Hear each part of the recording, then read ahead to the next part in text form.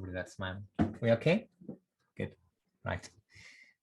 Welcome everybody to our How to Repair Pendulum Clocks Open Clock Club number 35. We are getting through them. Very, very warm welcome from York in England, and hope you're all well.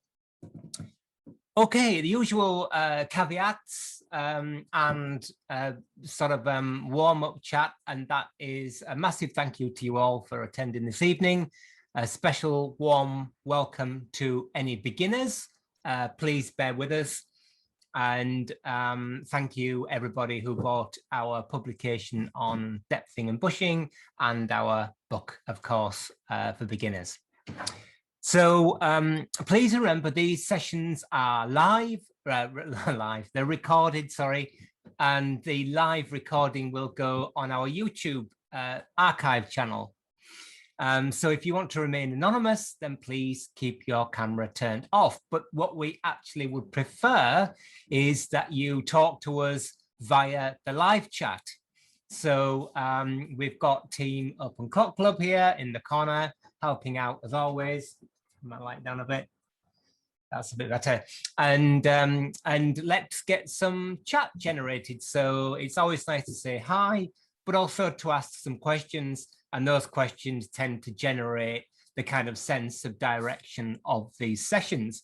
And that brings me around to my first point, really, because we've had a couple of sort of questions either on YouTube or on the Facebook channel, Facebook group, about where can I find this thing or that thing? Where did you start talking about cleaning? Where did you do whatever?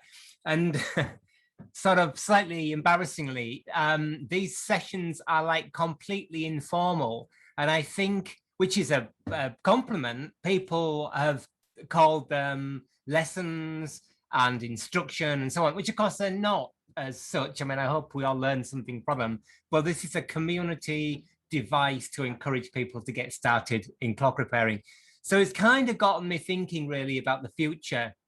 And I think we've got about 15 sessions of this block of a year long to go. And after that, something I think more formal is needed, something that can be referenced and can be archived and so on. So I'm just beginning to think of that. But for the person who said, where does Matthew start talking about cleaning? Kind of like, it's not a helpful answer, but I've been talking about it the whole time, on and off. I'm duty bound to say that it's in our book. There's a whole chapter on my approach to cleaning. And also the live stream on Thursday, if you've got the time, if you go back through that, those recordings, you'll find quite a lot of stuff there, not only on cleaning, but also on making things and repair and so on. So slightly apologetic sort of, these sessions aren't indexed. There's no index yet. Maybe somebody will do that at some point. But I think the answer is in future to move towards something that's more formalized. Anyway, that's another question for another day. So thank you for those people on Facebook. Last week, we took apart, we started looking at the anatomy, and the week before, of a Fusee driven clock. And for those people joining us for the first time this evening, we based our practice here at How to Repair Pendulum Clocks on something called a going barrel clock. And I've kind of, I couldn't find one last week, but I found one this week. So let's get rid of that junk. So in a kind of regular clock, if you like, the kind of thing that's featured in our book and that most of us are familiar with, the clocks have got a motive force, motive power. So something in the case of a mechanical clock, that's typically either a weight, which you wind up against gravity, and gravity does the job of driving the clock, or you've got a coiled spring inside a barrel like this. And this, as you can see, the spring curled up inside there, you wind the spring, and then as the clock runs, that energy, stored energy, is released. And the way this thing is constructed is that the cylindrical tub that the spring is in. It's called the barrel, and you can see here the barrel directly fixed to it, can't move, has got a wheel cut on it, which is called a grate wheel. And this is the first wheel in the kind of train or the gearbox of the clock. So that's kind of how a regular clock works, which is all well and good. But a Fusee clock works rather differently. It has a barrel, as we've seen in the last couple of weeks. If you want to check all this stuff out, then please go back. Here's the barrel. The spring, which is here, normally goes inside there. We're going to take another one out in a bit. But you'll notice that this barrel doesn't have those teeth fixed on or in any way. In fact, it isn't directly, in a sense, connected to anything. There's in this case, a line, a gut or metal line sometimes that is knotted here. Did I show how to knot the gut line last week? I think I did, didn't I? No, but you've got a video about it. Not of the Fusee clock. Did I show how to knot this line last week? Oh, Adam says yes. I did, right, good, cool, can move on. And this barrel, which has got the same principle, the coiled up spring, you wind it up once a week in this case, but it feeds onto, that line runs onto this device, which is called the Fusee. And basically, this is a variable cam, if you like, or variable ratio device that evens out the power of the mainspring or the torque of the mainspring as the week or the duration of the clock passes, meaning that the clock keeps regular time throughout the week. So it's quite a kind of complicated thing to make. It makes clocks quite expensive, but it was the kind of mainstay of European English, primarily clockmaking throughout the 17th, 18th, 19th century for spring-driven clocks. Anyway, so we're going to look at a Fusee clock today that's not driven by a line like this one. This was a metal rope that I took off and was rather disparaging about, I'm afraid, but driven by a chain. So there's no kind of primary difference, but I think it's fun for people who haven't seen one of those before to have a look at a chain Fusee. But before we do that, two things. I must remember to talk about winding keys, because unlike our going barrel clock here, let's put it around that way, you can see that the winding arbor, or the square, that's the extension of the winding arbor, is uniform in section. So it's not tapered. It's 3.5 millimeters near as damn it, and it's 3.5 millimeters all the way along. So when you buy a key, a modern winding key that's been made with a brooch, that's also parallel inside. So if you get one the right size, 3.5 millimeter key, fits this really well, no problem. But if we look at this, you'll notice that the winding square isn't parallel, it's tapered, it's thicker here than it is at the point. So at the open end, so if you put a modern winding key in there, it doesn't fit, it only touches in one place, it's either sloppy or it just doesn't fit, and it either damages the key or, more importantly, maybe it damages the square. So I'm going to do a video, or maybe in one of these sessions, about how you modify a key to make it fit this really well. I haven't got a key at the moment to work on. The old keys like this are cast and they're tapered inside. So I mean, this is a tiny bit wobbly, but it's not as bad as a modern key would be. And ideally, maybe it would fit the whole length of the square as well. Anyway, so that was just something that was on my mind. But the big thing, and the thing that I was banging on about last week, and I'm totally dismayed by the kind of industry. I reached out to the industry during the week, and regrettably, no answer to this problem of the fact that modern mainsprings of the same dimension are likely that came out of the clocks originally, when they're thrown away by people, either the spring broke. Oh, I won't go back into the whole set thing. I've been over that many times. But anyway, for whatever reason, the springs get replaced, and the spring is far too strong for the clock. This clock is just a timepiece. It doesn't have any striking, doesn't do any quarter chiming or anything. So it actually has very little work to do. And I suspect that this spring is massively overdriving the clock, which of course shortens the life of the clock. It could also cause an accident if the line broke or teeth broke or something. So I looked online, and the challenge is, so I think we measured this last week at point something, didn't we? What was it? Something 8, wasn't it? 0.38. Yeah, 0.38 of a millimeter. So what I'm after is a spring of this width that's about 0.32 millimeters. And I mentioned this last week because there's a cube law. The strength of the spring is proportional to the cube with the thickness. So the difference between 0.38 and 0.32, maybe somebody can cube those numbers while we're online. I know many of you got brilliant math brains or good calculators, and tell us what the difference is. But I think it's almost half, so, or double, whichever way you look at it. So I reached out to the industry. Doesn't seem like anybody's bothered. Doesn't seem, people are just putting strong springs in. It's like, you know, what the heck? Why aren't people dealing with this? So it looks like it's down to us to investigate it. So I'm going to figure out what torque it takes to run this clock or driving force, and then reverse engineer that and try and figure out a way of getting springs. Now, there's a company in this here called George Emmett's, I think, Parsons, and they're spring makers. They've been making springs for about 42,000 million years. And they, I'm sure, will make them. But of course, the problem is if you ring up and you say, I want one spring, they're not interested, understandably. This is industrial manufacture. If you want an articulated lorry full, I don't know what they call an articulated lorry elsewhere in the world, and you've got like £10,000 to spend, then that's probably fine. However, giving them the benefit of the doubt, I haven't actually contacted them yet. So I've got a project here that I will keep you up to speed on via the Facebook group. Okay, so that's my soapbox. Angry moment over with.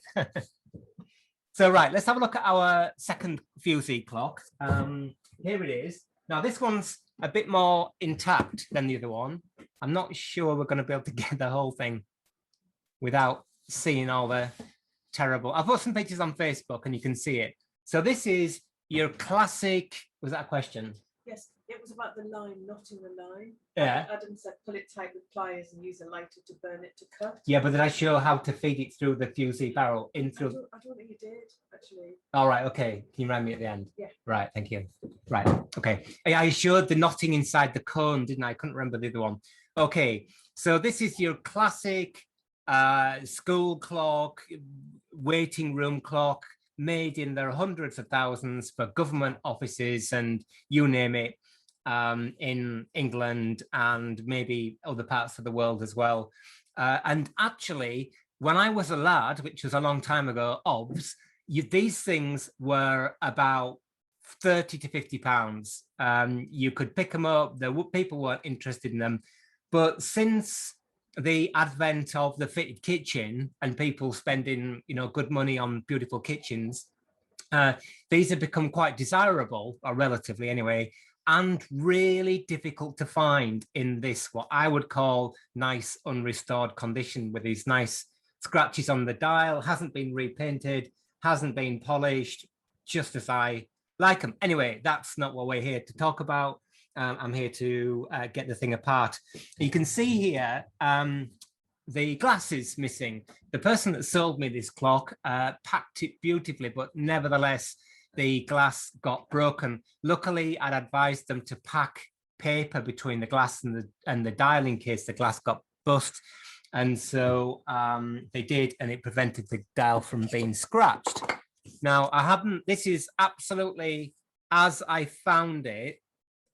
So I'm going to put a bit of turpentine on this pin just to make it a bit easier to get it out. So I've not looked at this before. You are seeing it pretty much as I've seen it as well. And there's some really cool things here. And we will, I promise, get down to the chain Fusee bit as well, and maybe get the spring out of the barrel.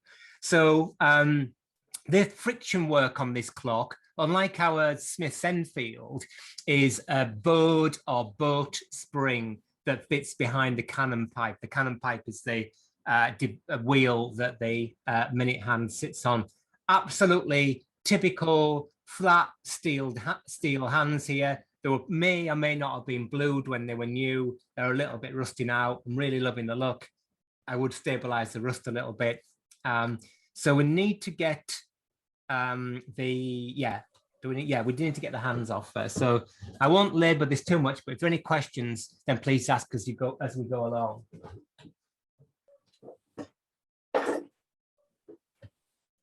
So just going to use my, so you kind of have to compress the spring and grab the pin at the same time. Jim says it looks like a torque reduction of about 40%. Brilliant. Thank you, Jim. I thought that would sound about right. Yeah. So the point is, Jim, the point that Jim's making, thank you, Jim, for that calculation, is that changing a little bit, and I said this last week, so I apologize for being like a scratched record, that there's any, in the highly unlikely event that there's any young people watching, they'll have to Google what a record is. Anyway, don't worry about it. They, a little bit of difference in the thickness of the spring makes a massive difference to the torque relatively, plus the fact that modern steel technology is very different from what it was when these clocks were made. So we've got a hand collet here. This is all lovely and unpolished, absolutely what you'd expect to see. It's undercut on the inside. When you buy, I like hand collets from a supplier, if you've got a lathe, make them, because you can do that undercut then, which makes it sit down. Often they're flat or too flat on the back, and it means that they don't sit down properly. Oh, are you still admitting people? Yeah. Oh, well done, thank you.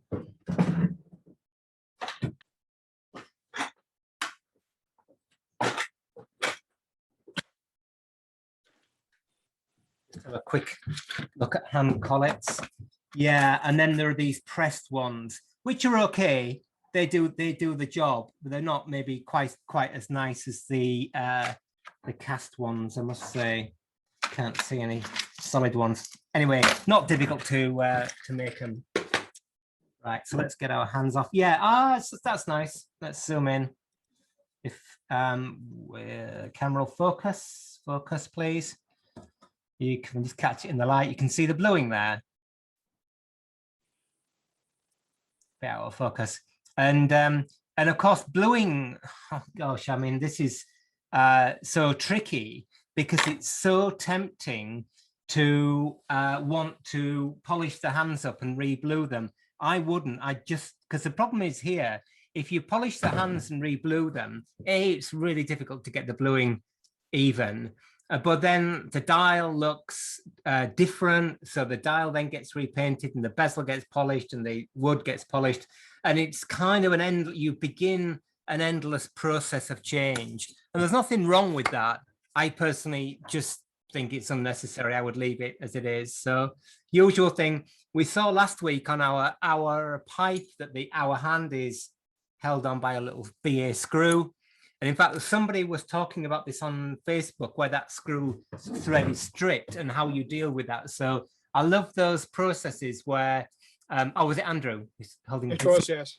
All right, great, Andrew. So I don't know whether we got a solution for you that was any good, but I really love that idea where there's lots of different options there.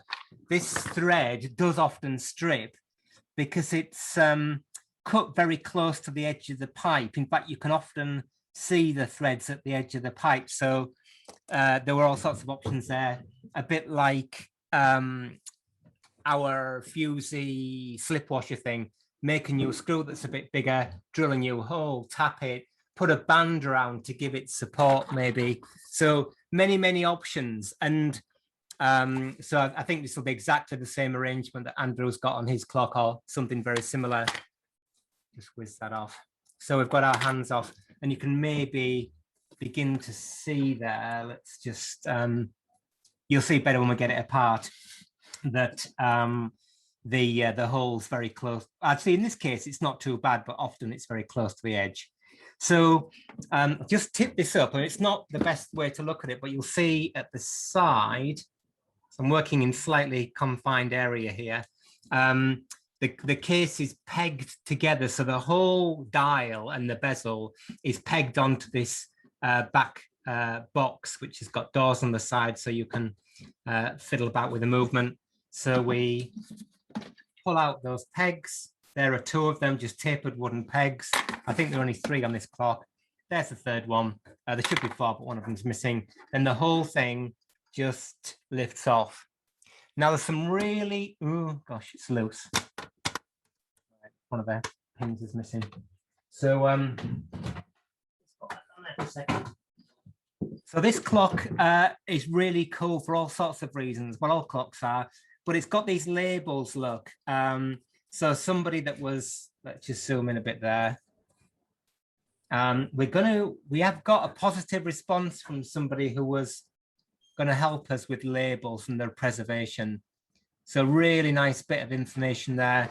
And also on the back here, there we are. Sorry, it's the wrong way around. Let's just rotate that a bit so you can see it. So we've got a label from Camera Cuss. Many of you will know Camera Cuss because I think Terence Camera Cuss is still on the go. Camera Cuss repaired the Swan back in the 1960s, the automaton that I work on sometime. And interesting to see how the spelling of the name was changed, presumably in the Second World War, I don't know, from Cuss with a K to Cuss with a C. So they're a conservation challenge in its own right. As is often the case with this, the lock is missing here. About half of them have the lock missing, so don't quite know what to do about that. Might find a new lock, and it's all a bit tight and the thing has moved, so it's a bit dodgy. I've got those veneers, by the way, they fell off. Okay. It uses, is that a steerless fusee? How's the spelling that?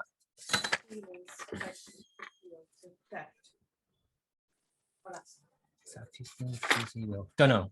I don't know what it means. Sorry. Yeah. So very similar to last week. But when I first saw this, had a little peek in before, I thought, wait a minute, it's a Fusee clock with a false plate. So in any regular clock movement, you've normally got 2 plates like this. Then you've got some little pegs that hold it to the back of the dial or the dial, and that they're called the dial feet. And then on late 19th, early 20th century clocks or 19th century clocks, you sometimes got this steel plate that separates the two called the false plate. I don't think I've seen one on a Fusee clock before. First time I saw it, I thought, wait a minute, is there something going on? Is it associated? But it doesn't appear to be. It appears to be perfectly good with the winding arbor in the right place and so on. I was going to talk about the glass. So the glass got broken, which is fine. I didn't mind. The person really tried to pack this clock well, so I'm not complaining. But the glass that actually was broken, it wasn't too bad because it was modern glass. It was float glass and quite heavy. The bezel's quite flimsy on this. So I wanted some wavy glass, you know, call me an old romantic and all that stuff. But I wanted a wavy glass. And I noticed that this subject came up on another forum that I used to belong to. And it's like, oh, it drives me crazy. But anyway, and people say, get an old picture frame, you know, painting, take the thing out at an auction and use the glass because they're often cylinder glass, which fair enough, if that is possible. I don't know where these picture frames are that you can buy them and take the picture out and throw it away, but I thought that whole thing just doesn't quite make sense because you are kind of destroying one old thing to remake a new thing, and for me it didn't quite work out in sort of logic.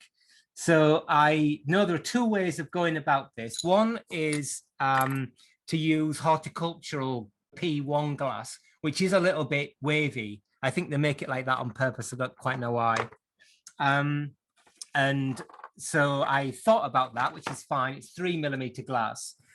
And the other thing is, I wonder whether, given the historic buildings, particularly in somewhere like York. There is actually a whole glass conservation centre, isn't there? Yes.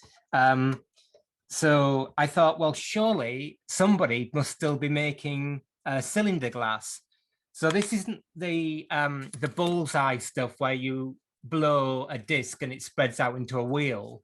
This is, you basically make a bubble of glass, like I'm saying it, like I can do it, and then you cut it and roll out a cylinder, and it's wavy. It's got natural kind of wave in it.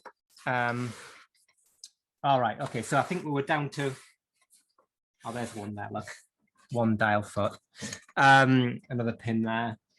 So I found that there is a company in England that make this glass. It seems that they're maybe the only ones, and they're about 30 miles down the road in Leeds. So I'm going to again try them and see if they're willing to supply me with a relatively small piece. Oh gosh, I can't remember. They're in Leeds. I forgot. So yeah, I think if you put cylinder glass maker. So I've taken out the two of the false plate feet. So this is completely new territory to me. So nice. Really loving this passivated condition of this movement. I think somebody on Facebook said it was been sprayed with WD-40, but I don't think it has. It's just oily and cool. Really, really what I would call, again, nice condition. Really happy with my purchase. Interesting about the false plate, it appears to be perfectly reasonable and has always been that way. So that's really cool. More investigation needed there, because we're not really here to look at that this week. We're here to look at the chain. So I'll just zoom in a bit so you have to see all the horror of the workshop. Same thing as last week. You will notice that we've got two squares. This one is the Fusee setup square. This one is the winding square here. So they're separate and individual things. Let's just whip off the motion work. Yeah, you can see now, maybe if I zoom in, that the pointy stick, which I haven't got, the hole for the BA screw that holds the hand on is pretty near the edge of the pipe. Sometimes, as I said, you can see the thread here, and they often strip. So I would say if you're going to fill that hole, plug it and re-drill it, or maybe even drill a new hole. The only thing with drilling a new hole is you've got to be careful that you get the ratio or the position right, because that's related through this square and the motion work. So the relationship between the position of the hour hand and the position of the minute hand, because you can on this, right? Okay, brilliant. What a treat. What a treat. Right, okay, let's not get too excited.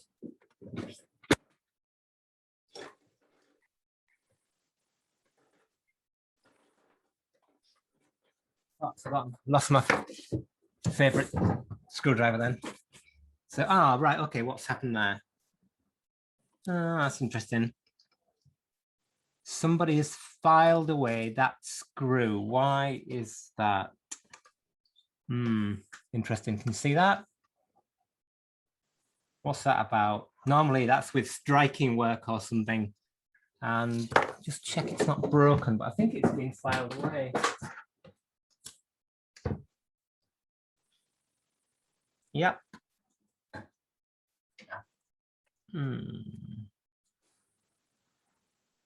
What's that about? I don't know. If anybody's got any idea, often you see a lifting lever or something where somebody's filed a screw away, but I can't think of anywhere in this clock. Screw in the wrong place? Or well, screw borrowed from another clock? I don't think so. The thread is very good. It looks right, but it's absolutely been filed down. Yeah, maybe it's not from the back cock, is it? No. Stop iron. No. I don't know. Mystery. Interesting. There's a reason for it. Just don't know what it is. So let's lift off the minute cock. Yeah, no sign of any alterations here. all looks good. Maybe it's a screw for another clock.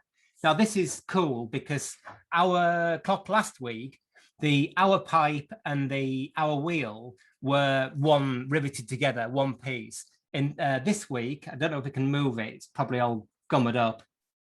Yeah, it's quite stiff.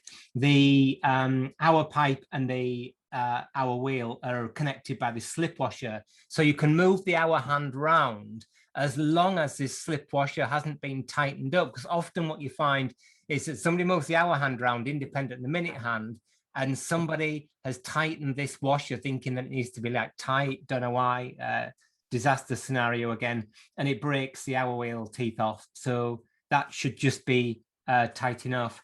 But what's also interesting here, God, isn't it amazing? You work on clocks for all these years and you always see new and what I consider cool stuff. David L says, was there a foul on the false plate, if not original?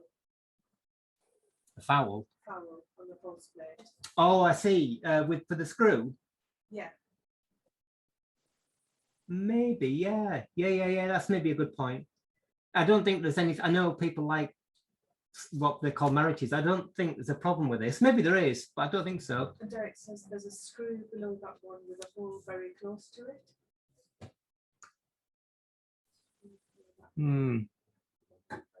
Maybe, yeah, maybe you're right. Maybe it's to do with the false plate. Yeah, good point. Whoever said that. David L. Good, gold star. Anyway, we'll get the false plate off and have a look at it a bit later on. I think you're right there. The pin for the slip washer just never looks like it's been taken out or refitted. They're usually gnarled up. So the question is, do we disassemble this? And if so, how on earth do we get that out? Because it's filed flush, and it's filed flush on this side as well. And it doesn't look to me like, oh, I mean, who knows, but it's ever been taken out. It's not been polished up or filed. So yeah, really difficult to drill that out. Anyway, so do we leave it? The problem is if you leave it together, when you clean it, there's all cleaning fluid between the two components, and then it can't perform its function. So anyway, that's something that we need to discuss. But I think you're right about the false plate. So thank you for that. So let's just take our bridge off.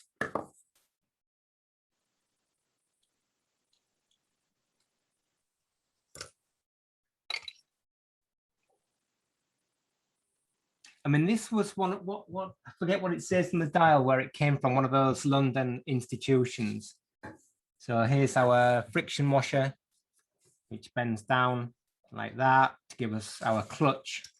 Back of the cannon wheel there. Wheel, all pretty straightforward, pretty much identical to the other one. Very, very little difference there. So we're now up against the same problem we had last week, in that the clock look is nearly fully wound, but it's a good opportunity for us to look at stop work. Now, I don't know, let me just look for a key.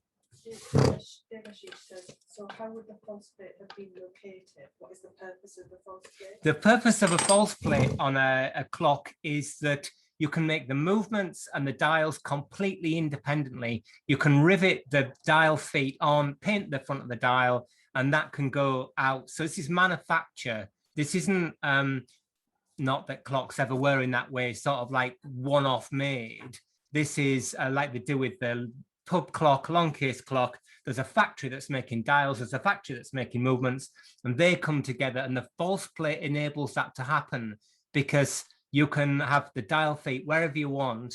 They're not going to interfere with any part of the movement because it's a false plate that fits on the movement. So that's all it is. It's a device to enable larger scale manufacture where the dial and the movement start in different places. And that makes sense for this, because this is a corporation clock, where you saw those labels of the people that were servicing them. They probably didn't put the same movement back in the same clock.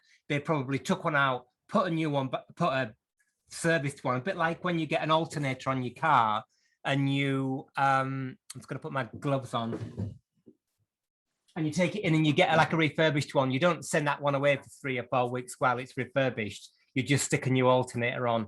And I'm pretty sure that's what they did with these clocks, that they would have had bought hundreds the same. And when the clock came round for servicing, when it needed more than just slapping a bit of oil on it, they just put a replacement movement in it that was exactly the same. So that kind of makes sense from the false plate perspective. Now, I don't know whether you're going to be able to see in here, but I think it's worth, let's just point that up there a bit. Ooh, avalanche. Right, I'm just going to find a key that's a better fit.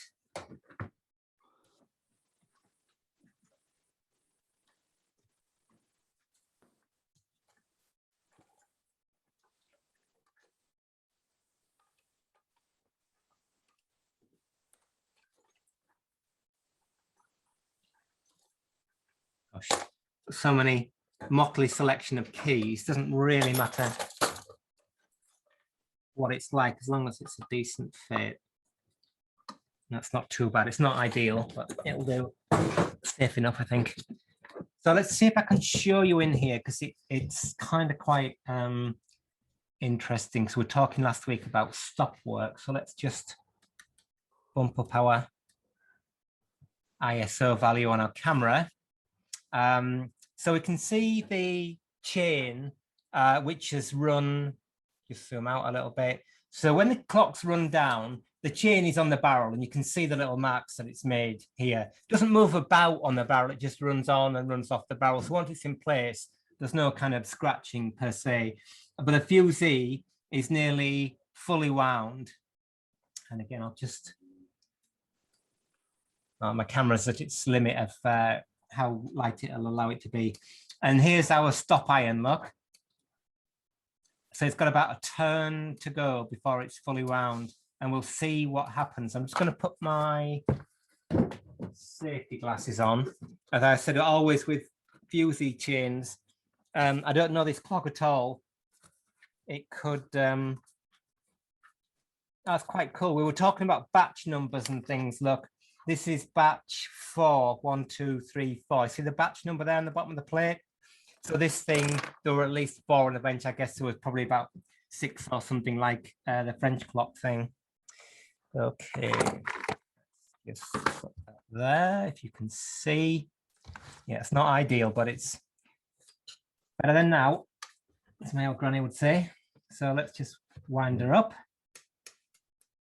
So the ratchet, all right, well, it's nearly fully wound anyway.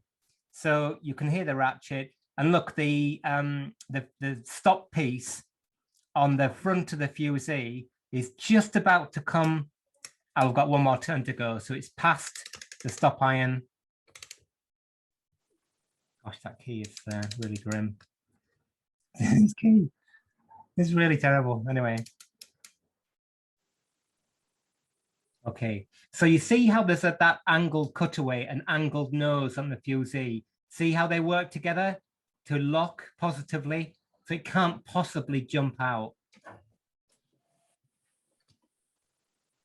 Quite nice to see that. Okay, that key is like totally going in the bin. Okay, so our problem now is the clock's wound fully, and we said this last week, don't need to really labor it, but the winding ratchet is hidden inside here. So we can't get to it to release it. Now, sometimes there is a hole drilled between the great wheel teeth, but I haven't seen one. And there wasn't one on the clock last week either. So there's unfortunately not a lot we can do other than let the thing run down. I'll keep an eye out for that hole as it runs down, but I don't think there is one. So this might be a good opportunity to take a comfort break. So as I did last week, I'm just going to put a bit of turpentine on there just to kind of lubricate the bearings, because it's not pleasant them running with all this grime on them. Like that, slap a bit on.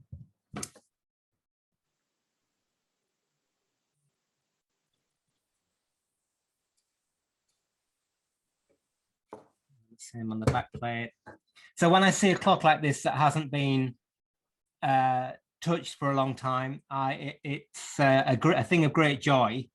And I'm gonna just, in the usual way, just wash it in mineral spirits, leave this brown passivated layer. Very happy with that. Okay, so I'll just take the escapement out, the pallets out anyway. Can you see? Franklin says, why aren't you using clock oil for that? Because I don't need that long-term high pressure lubrication. I just want something that's going to go straight into the bearings. So anything, this turpentine is quite actually oily. So it's only got to run one time down and that's it. So you could use a thin clock oil like D3 or something. My gosh, those are tight. Yeah, you could do, Franklin. I've just used this because it's going to get straight in there very quickly.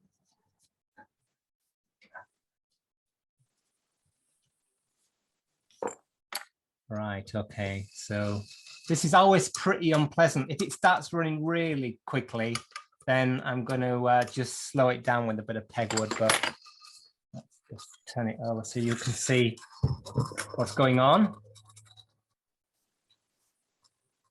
Right, and there's not a lot we can do now, we just got to wait. So comfort break time. If you need one, take it now. I'm going to have a quick swig of a drink.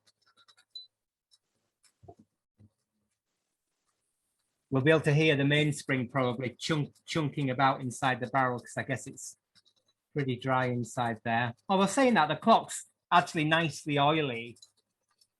It's been maintained by the look of it until about 20, 30 years ago or something.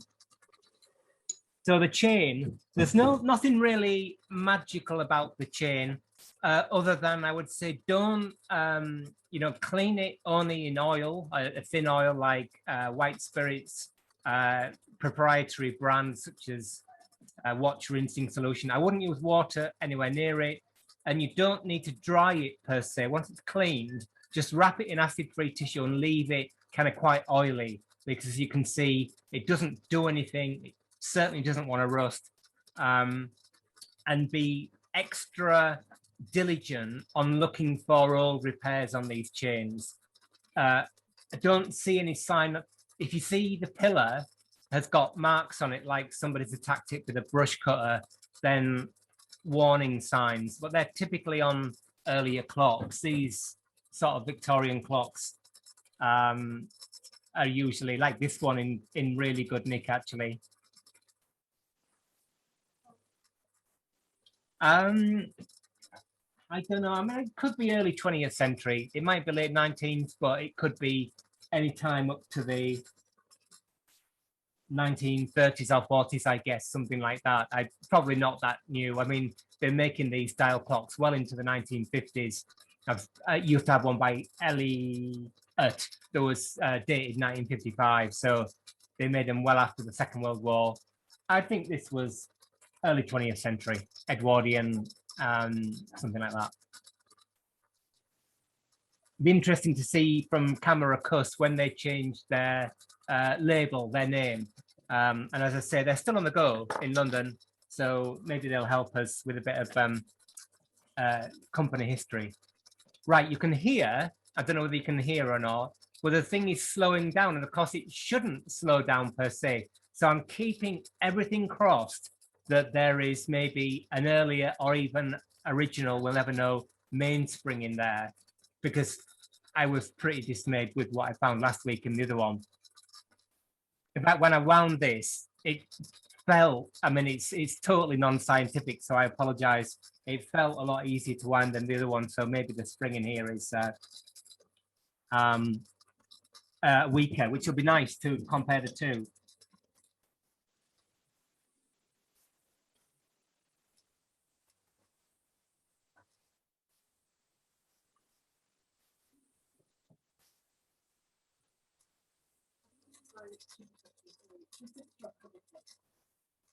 This clock is a false plate, yeah. Yeah, that's what's moderately surprising about it, but it kind of makes sense now.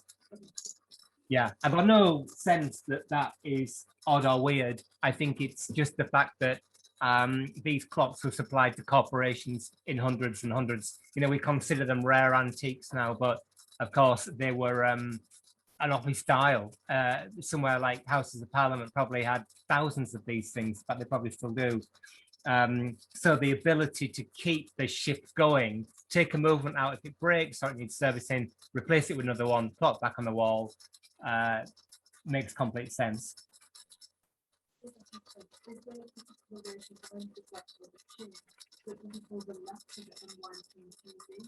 Yeah, well, the first time, every time, once it's on, it's on. I'll show you when we get the other one back together, if I can find a spring that's suitably not strong. And with this, I talked last week about the setup.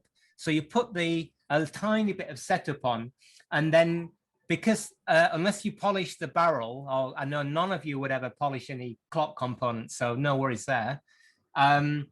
You can see where the chains run in the past. It doesn't move in that sense. So you just use your tweezers or a bit of pegwood.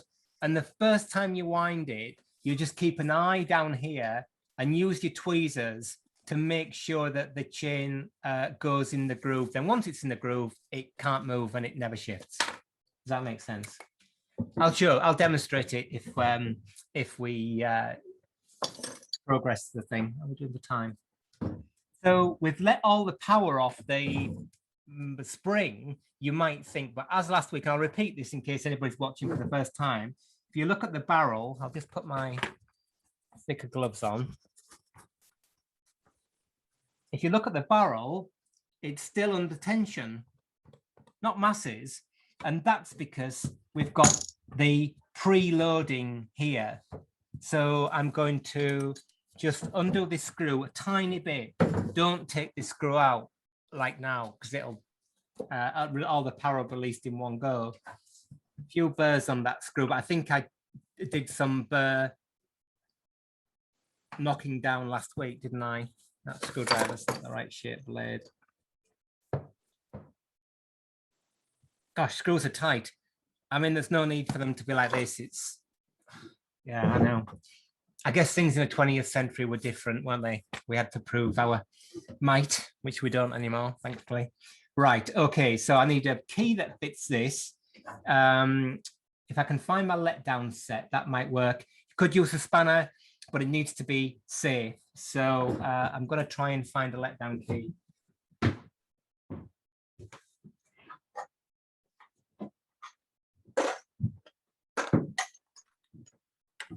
Whether the biggest letdown key is going to be big enough. No, it's not. No good. Right. So a quick route about. A minute. Yeah. Can you show the post fit thing again? Yeah. Long case clock key, not ideal, but at least it's safe.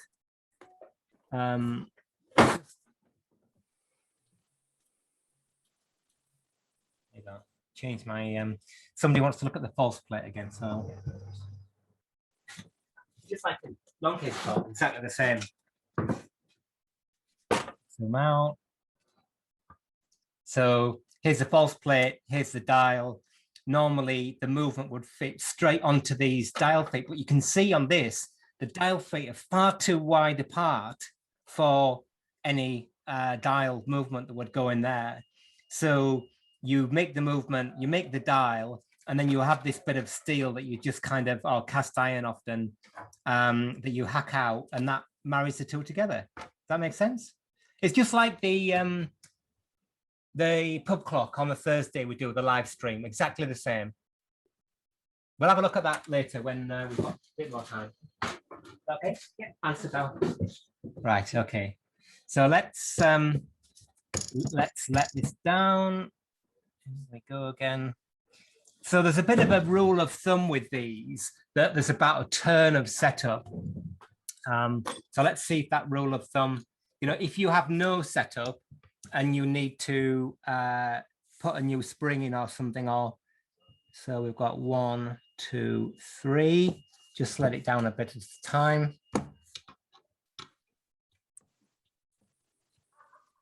Four, 5, 6, 7, 8, 9, 10, 11, 12, 13, 14.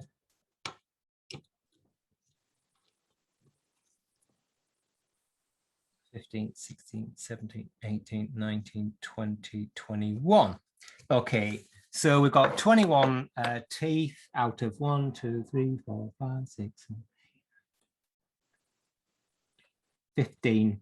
Have I counted right? 1, 2, 3, 4, 15 teeth. So I've got 21, 15. So that's 15, 20, 10 and a half, is it? Something like that. He says, math is terrible. So we can whip this off now. Our setup ratchet, all good chunky stuff. And let's just pop that.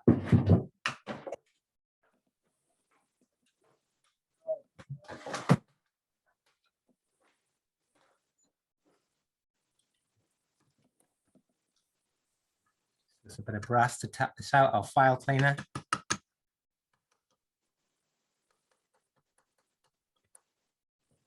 Spring line isn't away.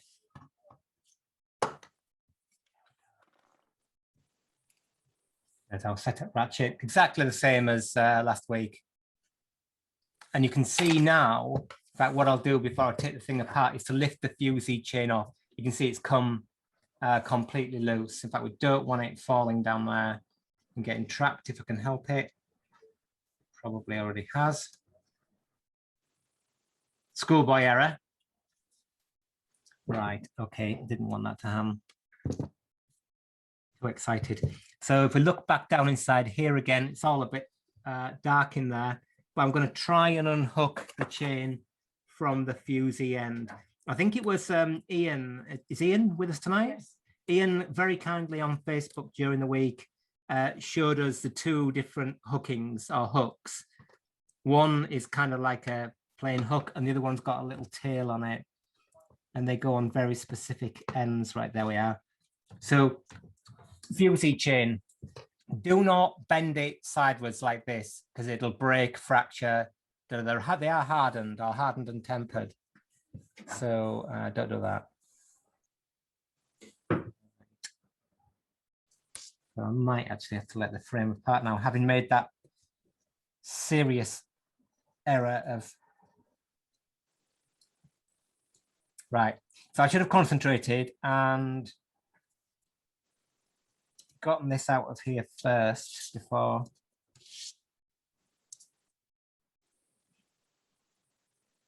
I took all the setup off. I should have left a tiny bit on. All just too exciting.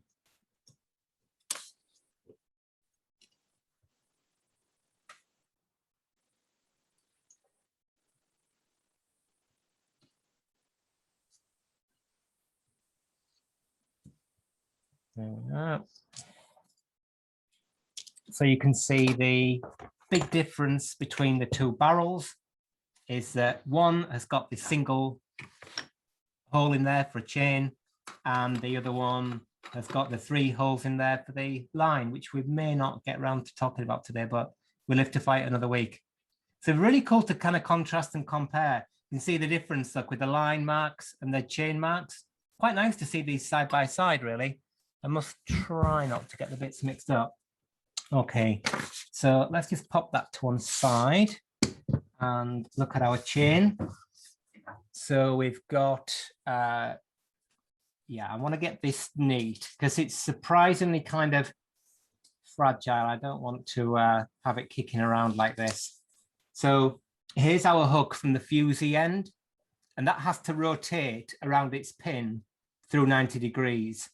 Whereas the hook from the barrel end, which is here, always lays flat on the barrel because it's set up and it's got this little tail on there. So that's how you tell the difference between the two. So I'm just going to spend a minute and get this straightened out because it's a bit distressing to see it like this. I know what people will say. You know what people are like. That Matthew Reed. Okay, Nice. Sucking through the teeth. There we go. So totally beautiful bit of work in its own right there. Really exquisite bit of work. There is a famous book. Let's just pop that in our benzene jar. If I can find the lid, that would help. There is a book that talks about sawing the chain through a bit of wood to clean it. Like, what on earth is that about? Anyway, right, we're not here to denigrate other people's work. So let's get that spring out. We've got 5 minutes, so perfect. So yeah, loving this. Sorry to bang on my soapbox. Never been near ammonia, just washed, put back together again. Bit of wear in the barrel look, but you see people talking about bushing Fusee barrels. It's totally unnecessary unless it's actually touching the frame. They're often quite close. It's not necessary because even if the holes are worn massively oversized, a bit like pulley, weight pulley holes, they can wear a lot. As long as they're both worn evenly and it's not pulling across to one side, don't worry about that. It's absolutely fine because the Fusee doesn't have a consciousness that it's a bit worn. And the same thing here for the arbor. Remember, this arbor is set when you put the clock together and then you leave it. It never rotates. The barrel rotates around it. She said, what chemicals are best for cleaning? Benzene, turpentine? Yeah, I would use a proprietary watch rinse solution if you can afford it. At the moment, I'm using Elmer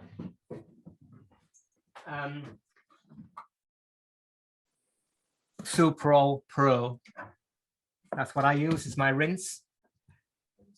Waterless, S-U-P-R-O-L. But I do the kind of first, there's no point in using that for cleaning this or washing. It depends what you mean by cleaning, of course, what you want the outcome to be, what you think a clock is, all those kind of slightly intangible questions. There's no point in cleaning that in a liquid that costs £35 or whatever it is for 5 litres or something.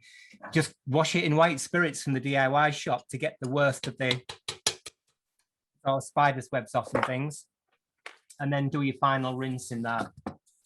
So what's the other one? There's Elmer and there's LNR number 3 watch rinse solution.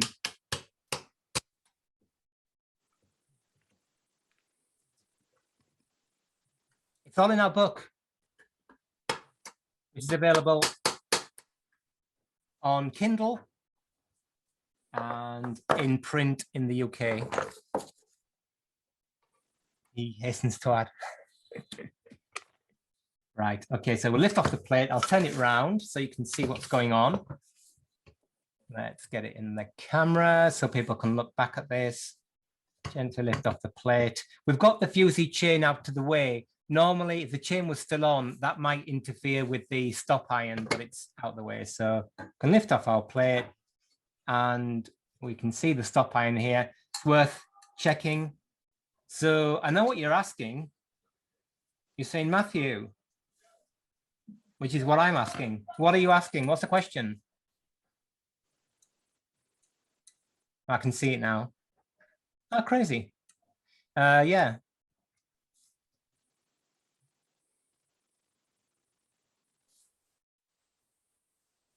Oh, that's interesting. Yeah, we'll look at that later, maybe. Okay, so here's our train. Remember, as we said last week, be really careful that if you're new to taking clocks apart, don't leave the train like this because it's so easy to catch a wheel with a sleeve and bend over. So we'll take out our upper intermediate wheel. That's been officially renamed, by the way, by the United Nations. The escape wheel, center wheel. Oh gosh, we've got the controversial slightly mushroom pivot there. The Fusee with its slip washer. Ratchet sounds nice and loud, which is what you want on this thing. The winding square is a little bit sort of rounded. You can see that's the problem with using a key that doesn't fit properly. And then our barrel. So let's just get, you can see this thing's all a bit grubby, but that's good.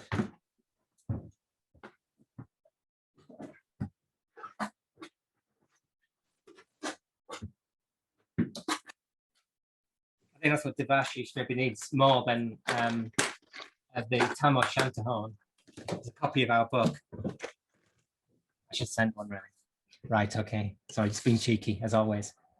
Let's just pop off our barrel cap. None of the bashing down on the bench, please. We're getting the barrel cap off, totally unnecessary and damaging, potentially. Lovely quality barrel arbor. Old oil, smells lovely. Let's just have a look at those pivots. Yeah, the pivots maybe are a bit gold in this case. We might do something with those, but actually, let's get a cloth because it's all a bit oily. Now I showed getting the mainspring out last week. I'm not going to show it this week because we don't have time to muck about with the camera, but you can see the spring there. I'll put my glasses on, put my gloves on, and my pliers.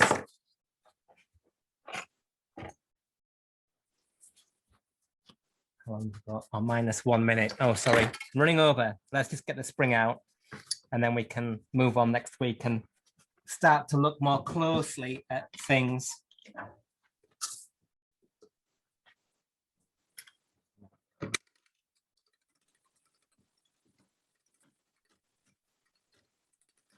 Sound effects.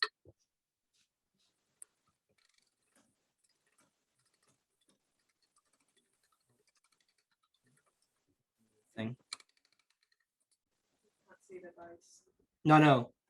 Okay. It's exactly the same process as last week. Okay. We haven't got time to.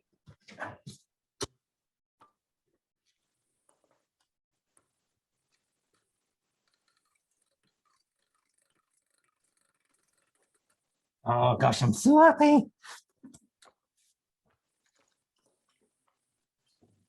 Right. It's a good job I'm not a member of any horological institution, because this is where, if I wasn't already outcast and banned, this is where I'm going to get outcast and banned even more. Sorry there. It's tight on the arbor. Let's just, there we are. Look, we've got a spring that is not expanding 3 million times more than the diameter of the barrel, about twice. Guarantee you that spring is going to work. It's going to be fine. No disaster scenario. Whether it's the original spring to the clock, we don't know. It's got some quite a lot of wear marks on there, look. But I don't know because I don't do it, but I imagine on a lot of fora and a lot of horological minds, people would say that spring's set, you've got to replace it. The problem is you can't buy a spring like that. There is nothing wrong with that spring for this clock. I will put my money where my mouth is and say we're going to get this clock running. It's going to be 100% fine with this spring in. And I imagine the torque output from this is significantly less than the torque output from this one here, which is a very, very similar clock. Look at the diameter. So if I had the chance to find the spring from the other clock, I would put it back in, but regrettably, it's probably long gone. We don't know whether this is the original. It might be a replacement, but it's certainly been there. And see how worn it is, look, on the surface. So good, I am over the moon to see that spring. We're going to get this clock done with that spring, and I guarantee you it's going to be fine. Okay, so sorry for running over and sorry for the rant, but the whole mainspring thing is driving me bonkers, as you can tell. So I'm pretty enthusiastic about getting the word out there. And, you know, you are the captain of your own practice. So, of course, you know, question, dismiss what I say, but as in practice, you are, one is accountable for your decisions. And if you replace a spring with one that's stronger, then you've got to say, well, why am I doing this? What is it doing? How does it change the clock? How does it change what it means? What does it mean to the life of the clock? And so on and so forth. Anyway, thank you for bearing with me, those who have stuck it out to the bitter end. And thank you to for looking at this lovely chain-driven Fusee clock. So next week, we'll do some more compare and contrast between the two clocks, and we'll think about that slip washer, which is going to be like difficult because it's one of those things where you have to actually cause damage or change to get the thing apart, to lubricate it and so on. Anyway, let me know what you think. Facebook, see you on Thursday for the live stream, all being well. Enjoy the Olympics, and back next Saturday for Open Clock Club 36. Thanks very much. Thanks to Open Clock Club team here, and bye for now. Thank you.